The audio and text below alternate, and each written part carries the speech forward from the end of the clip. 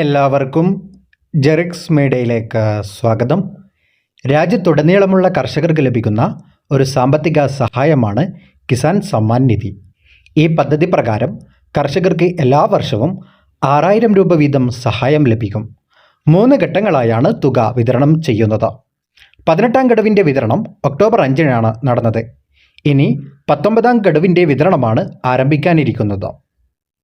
ചില നടപടിക്രമങ്ങൾ പാലിക്കാത്തതിനാൽ ഇത്തവണ 19ാം ഗഡുവിൻ്റെ ആനുകൂല്യം പല കർഷകർക്കും നഷ്ടപ്പെട്ടേക്കാം.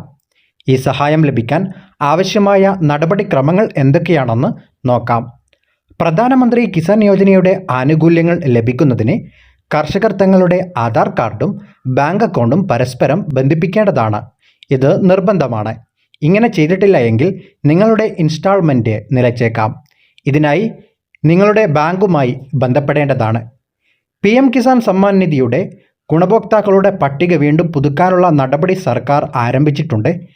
യാഥാർത്ഥ്യവും അർഹതക്കുള്ള കർഷകർക്ക് മാത്രമേ പദ്ധതിയുടെ പ്രയോജനം ലഭിക്കുകയുള്ളൂ. നടപടിക്രമങ്ങൾ പൂർത്തിയായിട്ടില്ല എങ്കിൽ അവരുടെ പേര് പട്ടികയിൽ നിന്ന് നീക്കം ചെയ്യുന്നതായിരിക്കും.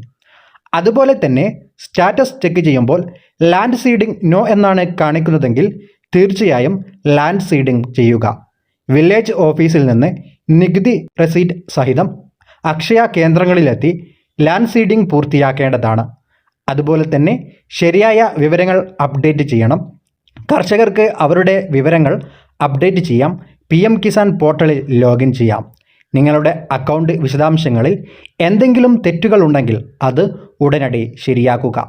തെറ്റായ വിവരങ്ങൾ കാരണം ഇൻസ്റ്റാൾമെൻറ്റ് ലഭ്യമാകില്ല. ഇത്രയും കാര്യങ്ങളൊന്ന് പ്രത്യേകം ശ്രദ്ധിക്കുക.